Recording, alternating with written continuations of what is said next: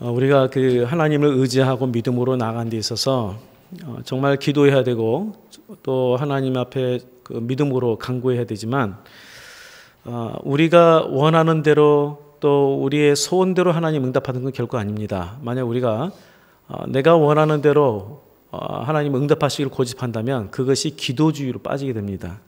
제가 그게 어떤 그 차이가 있는지를 잠깐 제가 좀 재미있는 이야기를 한번 설명해 드릴게요. 이 무인도에 그 한 세 사람이 그 표류를 했어요. 근데 표류를 했는데 한 사람은 택시 운전하신 분이시고 또 한 사람은 농장을 경영하신 분이시고 한 분은 백수예요.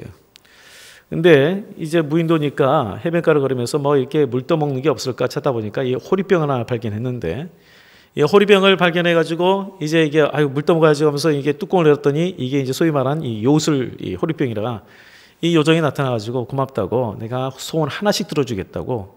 그러니까 이제 택시 드라이버였던 사람은 제가 원래 뉴욕에서 택시를 드라이브 하는 사람인데 지금 무인도에 있으니까 좀 갑갑합니다. 저 원래 그 뉴욕으로 보내주세요. 그래서 내가 지금 택시 운전하고 싶습니다. 그랬더니 당신 소원대로 되겠습니다 하고 갔어요.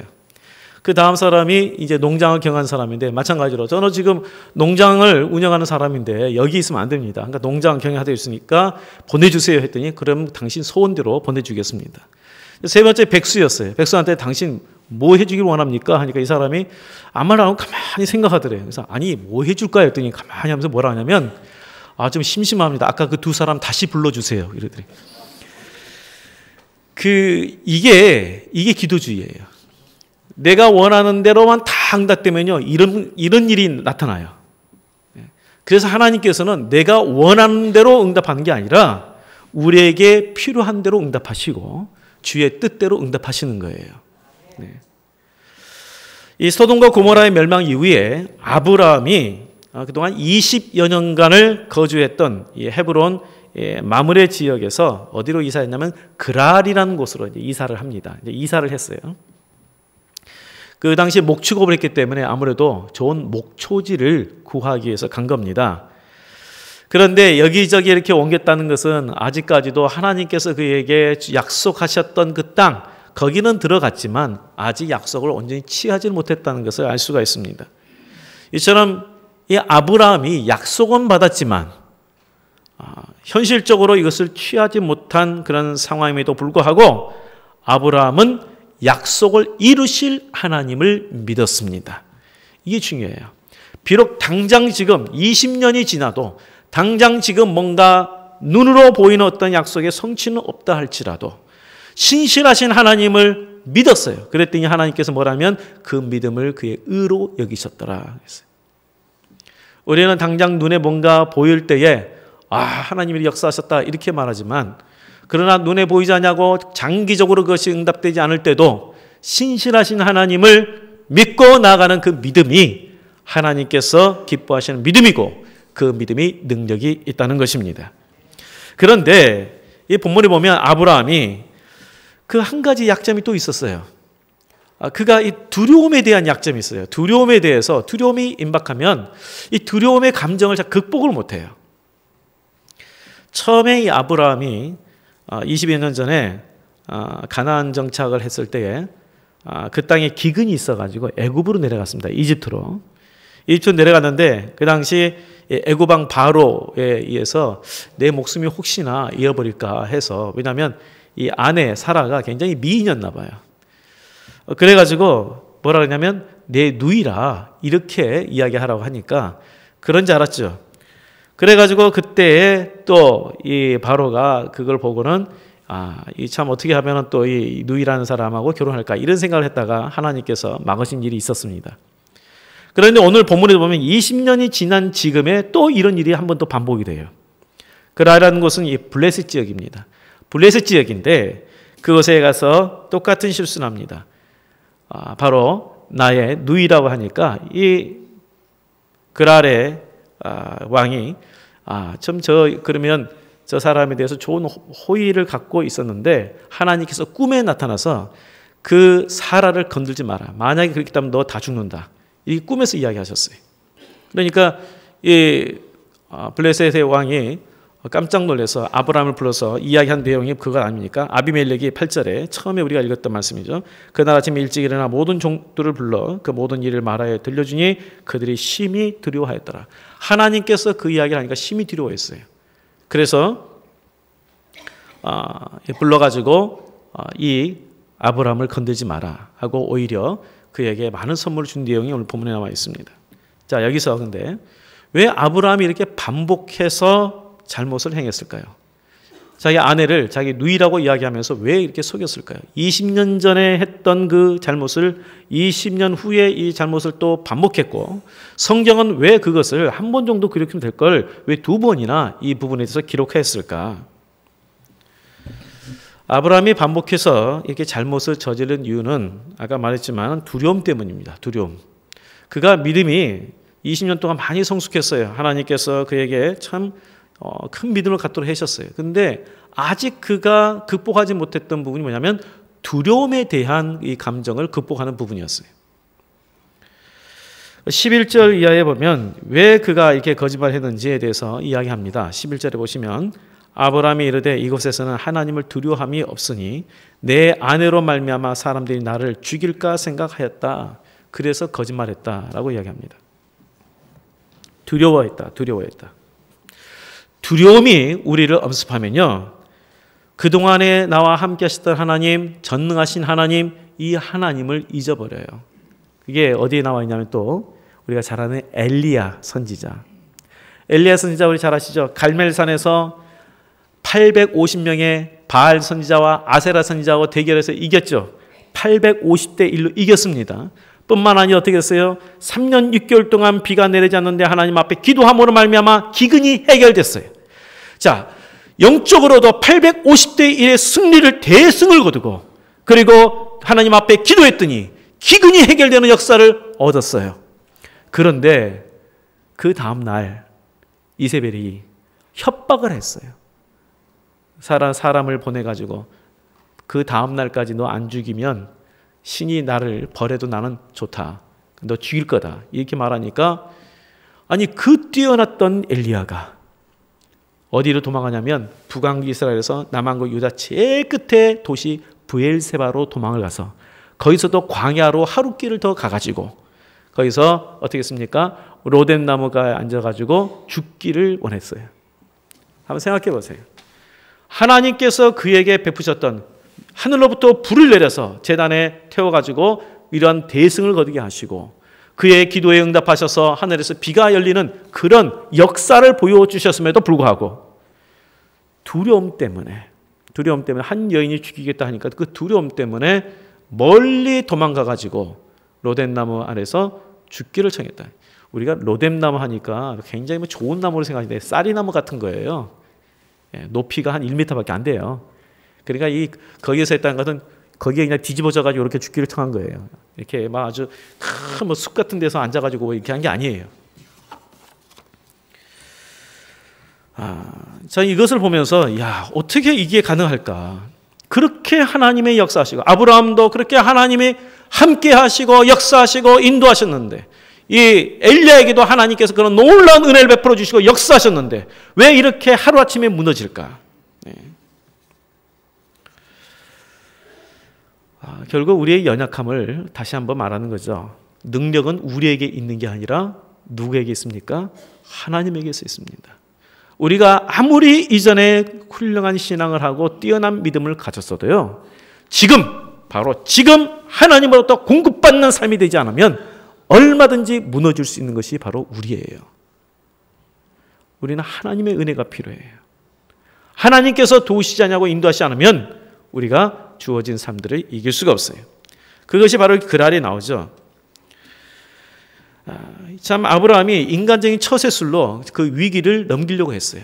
자, 인간 처세술로 어떻게 이 아비멜렉한테 좀 당하지 않으려면 우리 그래도 이 아내가 좀 예쁘니까 그래도 내 누이 동생이라고 뭐 하면은 그래도 좀 뭔가 좀 괜찮겠지. 그게 인간적인 처세술이죠. 뭔가 위기를 인간적인 처세술로 넘어가려 하는 마음이 있었어요. 그런데 바로 그런 인간의 처세술은 어떻게 됐습니까? 결국은 들통이 나서 아주 모욕을 받고 그리고 위기에 처하는 상황이 되었습니다. 만일 하나님께서 여기에 간섭하지 않았다면 자기 아내를 빼앗길 수도 있었어요. 그런데 하나님께서 직접 간섭하셔서 아브라함의 실수까지도 합력하여 선을 이루게 해주셨어요. 아브라함이 믿음의 조상이라고 일컬음을 받을 수 있던 것은 그 믿음이 뛰어나서기보다는 하나님께서 그를 굳건히 붙들어 주신 바로 은혜 때문이에요. 우리도요, 참 인간적인 처세술로, 인간적인 방법으로 어떤 어려움들을 해결하는 그런 경향이 참 많잖아요. 하나님 앞에 무릎으로 해결하려는 것이 아니라 뭔가 당장 눈에 보이지 않는 것 같을 때에 참 이게 하나님 앞에 완전히 의지하면서 해결해야 되는데 그러지 못하고 나의 어떤 처세술로 해결하는 그런 유혹을 많이 받습니다. 그러나 그것은 오늘 말씀에서 보면 더 어려운 궁지에 몰리게 되었다. 그런데 하나님께서 도움의 손을 내밀자 하나님께서 그 문제 해결뿐만 아니라 아비멜렉에게 선지자라는 역임을 받고요. 그리고 많은 것을 얻었습니다. 14절에서 16절 말씀 한번 보십시오. 제가 14절에서 16절 말씀 읽겠습니다. 아비멜렉이 양과 소와 종들을 이끌어 아브라함에게 주고 그의 아내 사라도 그에게 돌려보내고 아브라함에게 이르되 내 땅이 내 앞에 있으니 내가 보기에 좋은 데로 거주하라 하고 사라에게 이르되 내가 은 1000개를 내 오라비에게 주어서 그것을 너와 함께한 여러 사람 앞에서 내 수치를 가리게 하였노니 내 일이 다 해결되었느니라. 자, 지금 하나님께서 간섭하지 않았다면 아내를 완전히 뺏길 뻔했어요. 그런데 지금 어떻게 했어요? 하나님께서 나타나 도우셨더니 지금 보면 아비멜렉이 뭐냐면 양과 소와 종들을 이끌어서 아브라함에게 줬어요. 그리고 아내도 돌려보내고 그냥 돌려보냈나요? 그리고 은 1000개를 함께 은 1000개가 어느 정도의 액수인지는 모르겠습니다. 상당한 액수를 돌려보냈어요. 자, 하나님께서 도우시니까 사람의 힘으로는 도저히 해결할 수 있는 문제를 완전하게 해결해 주셨어요. 완전히 해결해 주셨어요. 이 말씀을 통해서 다시 한번 정말 하나님의 은혜가 정말 필요하다. 인생의 역전은 다른 데 있는 게 아니다. 하나님의 은혜 가운데 있다. 하나님의 은혜 가운데에. 아브라함의 판단과 행동대로 했다면 난처한 상황에 빠져서 헤어날 수가 없는데 하나님께서 도우시니까 하나님의 은혜가 있으니까 오히려 그들을 위한 중보 기도자가 됐어요. 그래서 아브라함이 그들을 위해서 기도했더니 이 아비멜렉과 그의 아내 여종들에게 하나님께서 태를 열어주셔서 출산케 하셨어요. 파렴치 않으로 몰릴 뻔했던 아브라함이 완전히 역전이 됐어요. 그 인생의 역전하면은 요즘에 뭐 로또 막 그러는데 인생의 역전은 로또가 아니라 하나님의 은혜입니다. 하나님의 은혜예요. 가끔 농담으로 이런 분들도 있죠. 하나님은 부자신데 그냥 로또 당첨 한번 해주시면은 그냥 다 해결되는데 이렇게 이제 한 분들이 가끔 있어요. 저도 지금까지 로또 딱 한 번 사봤어요. 초창기에 로또 이게 뭔가 하고 사는데 안 되더라고요. 꽉 넣는데 그 다음부터는 이제 안 썼어요. 근데 가끔 그런 말 해요. 어떤 성도님이 물어봐요. 하나님 앞에 간절히 기도하고 로또 사면 당첨됩니까? 물어보더라고요. 진짜 그런 분 계셨어요. 그래서 제가 하나님은 요행으로 우리 채우신 분이 아니세요. 이기적인 기도로 하면은 하나님 안 들으세요. 네, 그랬어요. 네. 그런데 정말 하나님께서 그런 생각 없이 정말 하나님 나의 궁핍함을 간구하면 은혜 베푸시면요. 그거 이상으로도 되죠. 성경은 오직 우리에게 뭐라고 합니까? 어떤 문제 해결 가운데에 보면 방법을 찾는 게 아니라 문제 해결자인 하나님을 찾으라고 말씀하셨어요. 하나님을 찾으라고. 야고보서 4장 8절 말씀을 보면 이렇게 말씀했습니다. 하나님을 가까이 하라. 그리하면 너희를 가까이 하시리라. 주 앞에서 낮추라.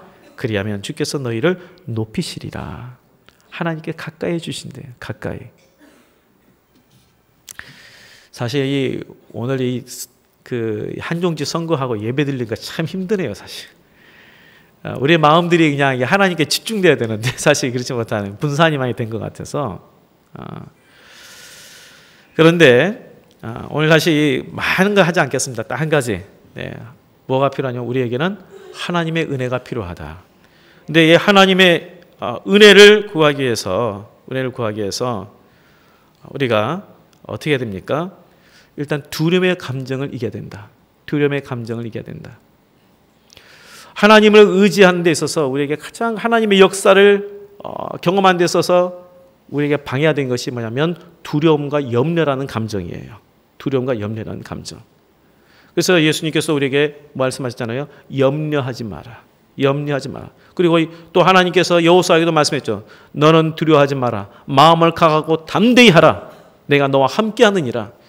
바로 이 두려움의 감정, 염려의 감정, 이것이 하나님께서 우리에게 베푸시고자 하는 그 놀라운 은혜의 역사를 방해하는 아주 큰 장애물입니다.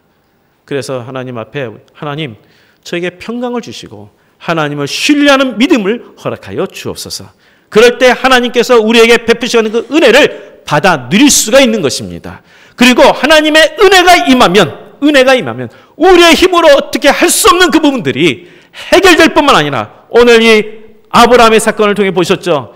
파렴치 않으로 몰릴 뻔했던 그 삶이 오히려 많은 것을 다시 되찾을 뿐만 아니라 그 사람들에게 존귀한 선지자로 역임을 받았어요. 그리고 그들을 위해서 축복하는 자가 됐어요. 완전히 바뀌었어요. 역전이 된 거예요. 역전. 이러한 우리의 삶의 어려운 가운데에 삶의 역전을 시키는 것은 무엇입니까? 하나님의 은혜란 하나님의 은혜. 그래서 하나님의 은혜를 구하는 자가 되어야 돼요. 다른 어떤 것보다 하나님을 찾고 하나님의 은혜를 구해야 된다. 오늘 이 말씀만 기억하세요. 오늘 우리가 또 이 선거를 또 합니다만 모든 것이 하나님의 은혜 가운데 있어야 돼요. 우리 내 삶 가운데 하나님의 은혜가 임하도록, 우리 교회 가운데 하나님의 은혜가 강하게 임하도록 그러니까 간구하시고, 그래서 하나님의 도우심과 회복뿐만 아니라 더욱 하나님의 뜻이 드러나는 그런 역사를 경험하는 우리 모두가 되시기를 주의 이름으로 축복드립니다. 기도하겠습니다. 하나님 아버지, 하나님을 신뢰한다면서도 우리 눈으로 보이는 상황들이 어려울 때마다 마음에 참 힘들고 또한 내 자신을 바라보면서 실망하면서 또한 무너지는 연약한 모습을 많이 보게 됩니다.